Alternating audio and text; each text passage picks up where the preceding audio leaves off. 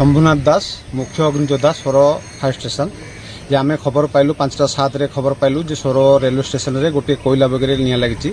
तुरंत आम water tanker गाड़ी धरी आसी पहुँचलु स्टेशन पहुँचलु पहुँच सारापर स्टेशन अफिसर को अवगत कलापर